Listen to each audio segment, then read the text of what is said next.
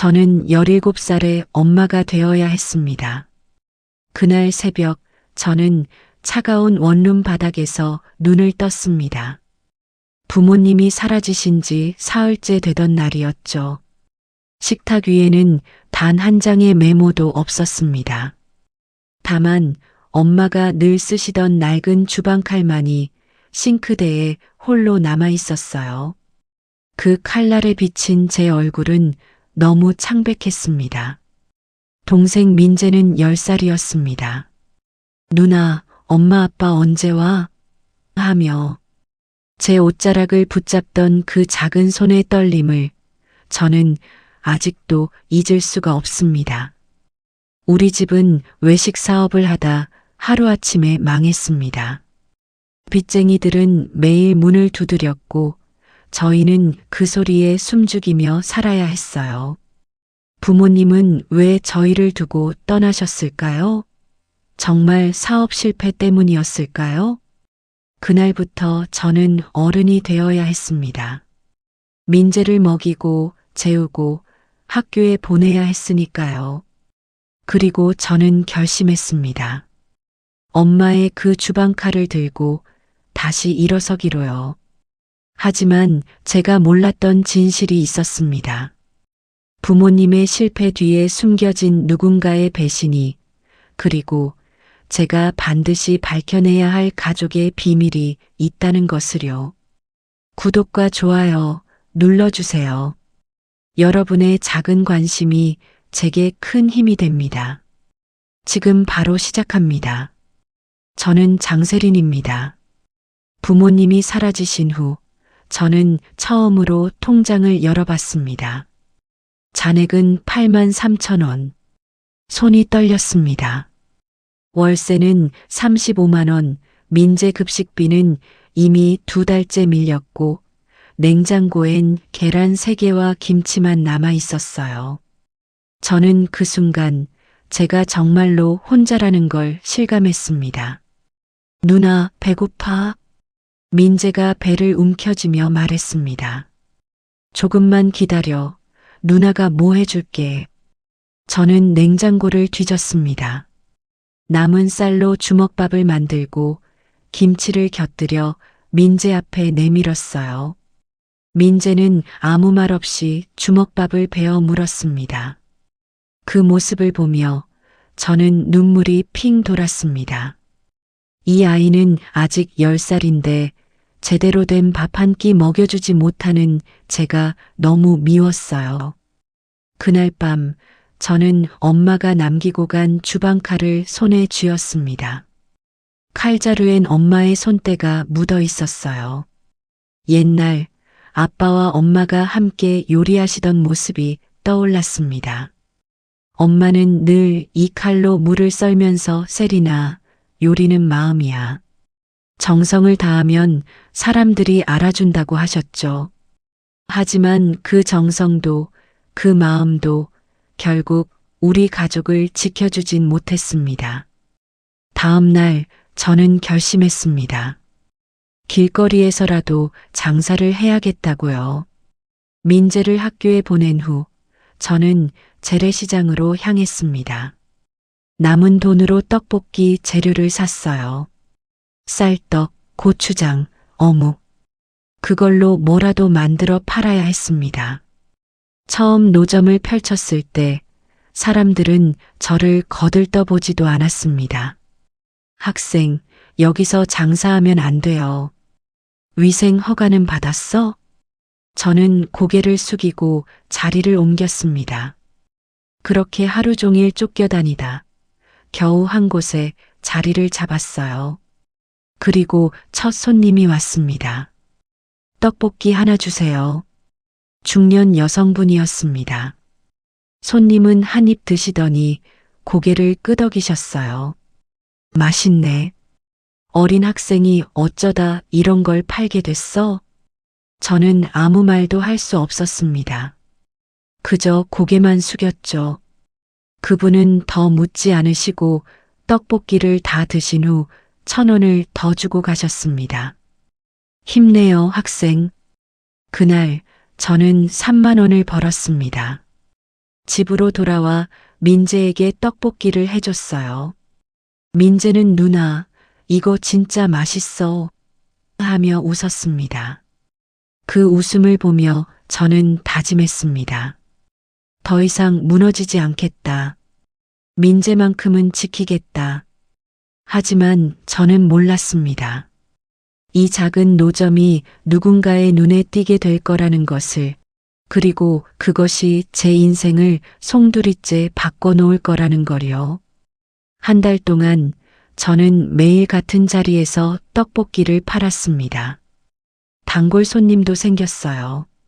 아침마다 커피를 사오시는 할머니, 퇴근길에 들르시는 직장인 아저씨. 그분들 덕분에 저는 하루 5만 원에서 7만 원까지 벌 수 있었습니다.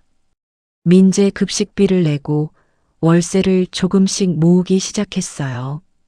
누나, 우리 이제 괜찮아지는 거야? 민재가 물었습니다.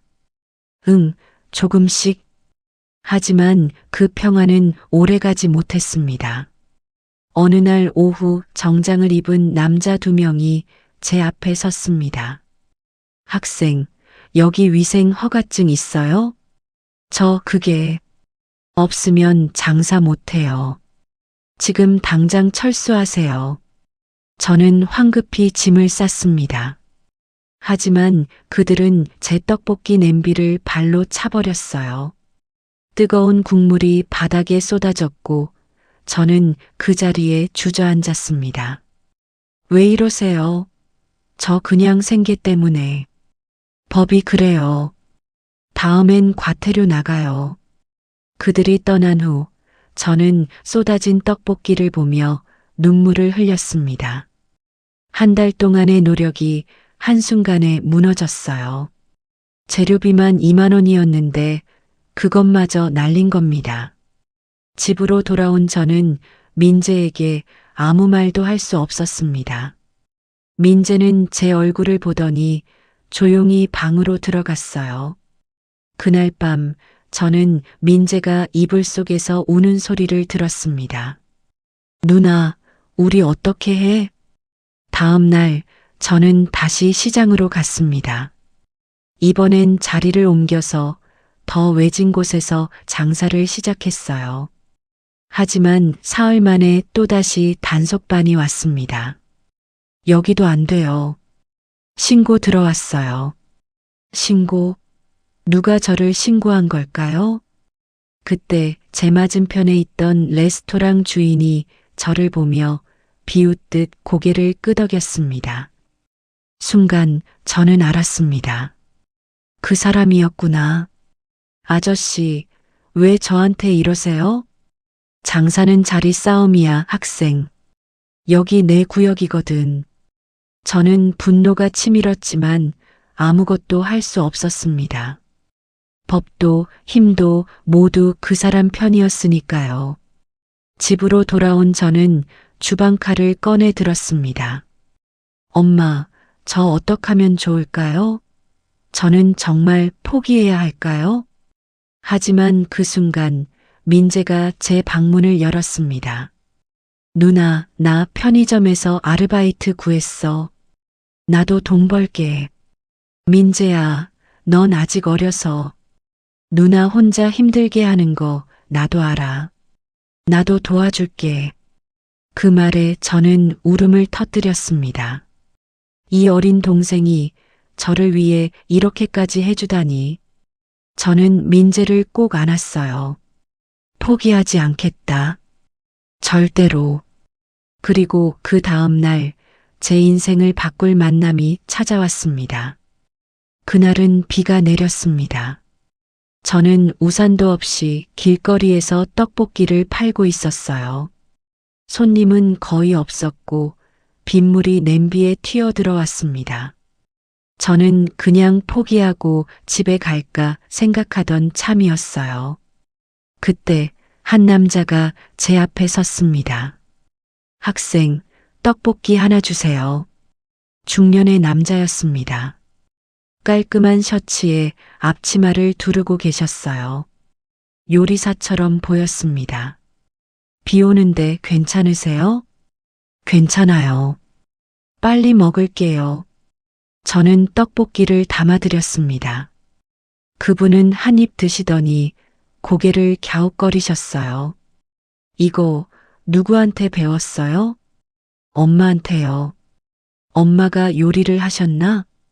네, 옛날에 작은 식당을 하셨어요.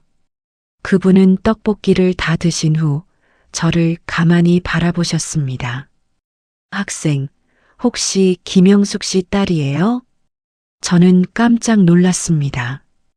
어떻게 제 엄마를 아세요? 나 강민호예요. 옛날에 내 엄마랑 같은 요리학원 다녔어. 강민호. 그 이름은 제가 어렸을 때 엄마가 자주 언급하시던 분이었습니다. 요리 실력이 뛰어나 유명 레스토랑 셰프가 됐다고 하셨어요. 어머, 아저씨가 그 강민호 셰프님이세요? 그래. 근데 내 엄마는 어디 계셔? 저는 고개를 떨구었습니다. 사라지셨어요. 사업 실패하시고 강민호 셰프님은 한숨을 쉬셨습니다. 그랬구나. 내 엄마 정말 억울하게 당하셨는데. 네. 무슨 말씀이세요? 나중에 얘기해 줄게. 일단 넌 이렇게 길거리에서 장사하면 안 돼. 내 주방에서 일해 볼래? 저는 믿을 수 없었습니다. 유명한 셰프가 저 같은 고등학생한테 일자리를 준다니요. 정말요? 하지만 저 요리 제대로 배운 적 없어요. 괜찮아. 내 손 봤어. 재료 다루는 손길이 남다르더라. 내 엄마 손이 보여. 그날 저는 셰프님의 레스토랑으로 따라갔습니다. 라 쿠치나라는 이탈리안 레스토랑이었어요. 주방은 깨끗하고 넓었습니다. 셰프님은 저에게 앞치마를 건네셨어요. 일단 설거지부터 시작해. 그리고 주방일 하나하나 배워가. 감사합니다, 셰프님. 저는 그날부터 매일 주방에서 일했습니다. 설거지를 하고 재료를 손질하고 다른 요리사들이 요리하는 모습을 지켜봤어요. 밤늦게까지 일하고 집에 돌아오면 민재가 기다리고 있었습니다. 누나, 요새 기분이 좋아 보여. 응, 민재야. 누나 이제 제대로 된 일 배우고 있어. 하지만 저는 궁금했습니다. 셰프님이 엄마에 대해 하셨던 그 말. 억울하게 당하셨다는 게 무슨 뜻일까요? 어느 날 밤 주방 정리를 끝낸 후 셰프님이 저를 부르셨습니다. 세리나, 이제 내가 알아야 할 것 같아. 내 엄마 일 말이야. 그리고 셰프님은 제가 전혀 몰랐던 진실을 들려주셨습니다. 내 엄마는 단순히 사업에 실패한 게 아니야. 셰프님의 말에 저는 숨이 멎는 듯 했습니다. 그럼 뭐예요? 사기를 당한 거야. 옆 레스토랑 주인한테. 저는 그제야 모든 게 이해됐습니다. 제 노점을 신고했던 그 레스토랑 주인. 그 사람이 부모님의 사업을 망하게 한 장본인이었던 겁니다. 그 사람이 내 부모님한테 공동 투자를 제안했어. 새로운 레스토랑 사업을 같이 하자고. 내 부모님은 믿고 전 재산을 투자했지.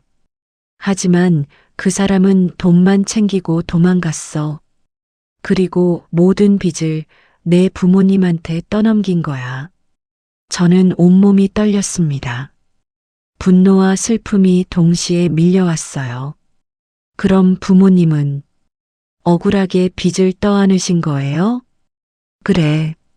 그 사람은 법적으로 빠져나갈 구멍을 다 만들어 놨어. 경찰도 손을 쓸 수 없었지. 내 부모님은 그 충격에 무너지셨고, 그래서 저희를 두고 떠나신 거군요. 셰프님은 고개를 끄덕이셨습니다. 아마 너희한테 짐이 되기 싫으셨을 거야.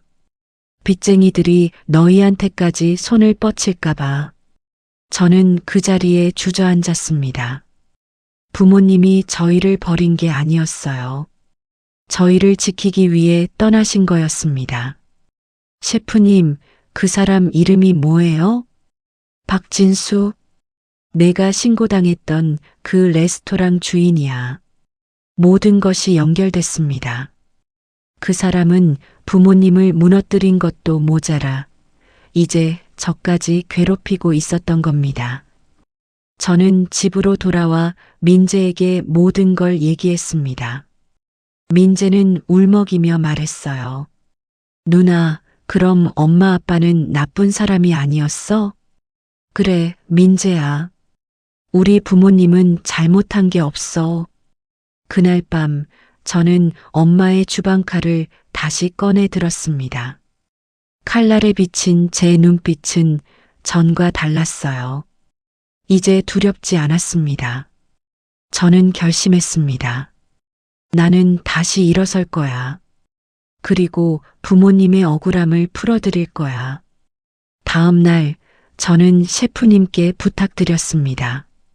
셰프님, 저 요리 제대로 배우고 싶어요. 제 레스토랑을 열고 싶어요. 셰프님은 빙그레 웃으셨습니다. 그래, 그 각오면 충분해. 내가 내 스승이 되어줄게. 그날부터 저는 새벽 5시에 일어나 주방으로 갔습니다. 셰프님은 제게 칼질부터 불 조절, 소스 만들기까지 하나하나 가르쳐 주셨어요.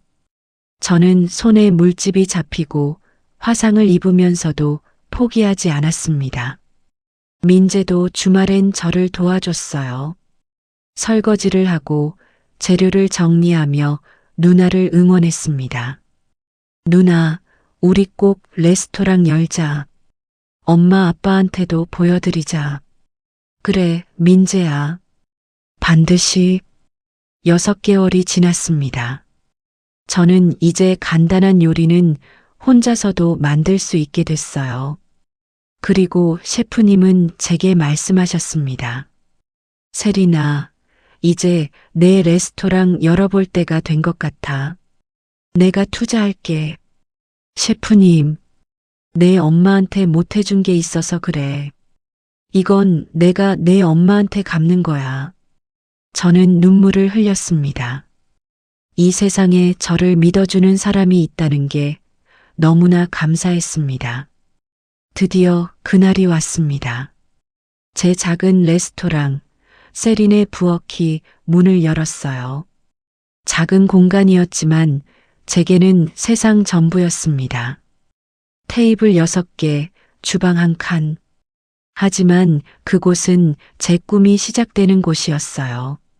민재는 제복을 입고 서빙을 도왔습니다. 계산대 옆에는 엄마의 오래된 주방칼을 액자에 넣어 걸어뒀어요. 그 칼은 이제 저희 가족의 상징이었습니다. 오픈 첫날 저는 떨리는 손으로 메뉴판을 정리했습니다. 첫 번째 메뉴는 추억의 떡볶이였어요. 길거리에서 팔던 그 떡볶이, 엄마가 만들어주시던 바로 그 맛이었습니다. 누나, 손님 오셨어. 첫 손님은 강민호 셰프님이었습니다. 셰프님은 자리에 앉으시며 웃으셨어요. 세리나, 축하해. 첫 손님은 내가 해야지. 셰프님, 정말 감사해요. 저는 셰프님께 떡볶이를 내드렸습니다. 셰프님은 한 입 드시더니 고개를 끄덕이셨어요. 내 엄마 맛이나. 정말 잘했어, 세리나. 그 말에 저는 눈물이 났습니다. 엄마, 제가 해냈어요. 엄마가 저한테 가르쳐 주신 그 요리로 저는 다시 일어섰어요. 그날 저녁 손님이 하나둘 들어오기 시작했습니다. 길거리에서 저한테 떡볶이를 사주셨던 할머니, 직장인 아저씨, 그분들이 모두 찾아와 주셨어요. 아이고, 우리 학생 드디어 레스토랑 차렸네. 축하해요, 세리나. 꼭 성공하길 바랄게요. 저는 그분들께 일일이 인사드렸습니다. 그리고 저녁 8시 뜻밖의 손님이 문을 열고 들어왔습니다. 엄마와 아빠였습니다. 저는 믿을 수 없었어요. 1년 반 만에 뵙는 부모님이었습니다. 엄마는 많이 야위셨고 아빠는 머리가 하얗게 새셨어요. 세리나, 엄마. 저는 엄마에게 달려가 안겼습니다. 민재도 울면서 아빠한테 안겼어요. 미안해, 세리나. 엄마가 너무 미안해. 아니에요, 엄마. 괜찮아요. 이제 다 괜찮아요. 아빠는 주방칼 액자를 보시더니 눈물을 흘리셨어요. 세리나, 내가 이 칼을 간직하고 있었구나. 네, 아빠. 이 칼이 저를 여기까지 데려왔어요. 그날 밤 저희 가족은 함께 식탁에 앉았습니다. 저는 부모님께 떡볶이를 내드렸어요. 엄마는 한 입 드시더니 고개를 끄덕이셨습니다. 내가 다 컸구나, 세리나. 이젠 엄마보다 더 잘하네. 엄마가 가르쳐 주신 거예요. 정성을 다하면 사람들이 알아준다고. 그날 이후 저희 가족은 다시 함께하게 됐습니다.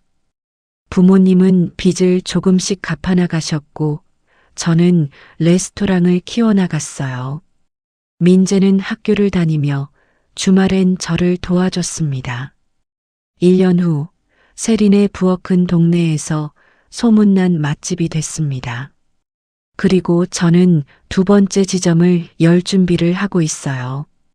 벽에 걸린 주방칼을 바라보며 저는 다짐합니다. 이 칼은 우리 가족의 희망이야. 그리고 이 희망은 절대 꺾이지 않을 거야. 저는 장세린입니다. 17살에 엄마가 되어야 했던 소녀였지만 이제는 당당한 셰프이자 가족의 기둥입니다. 여러분, 힘든 순간이 와도 포기하지 마세요. 여러분 곁엔 반드시 희망이 있습니다. 제가 그랬던 것처럼요. 감사합니다.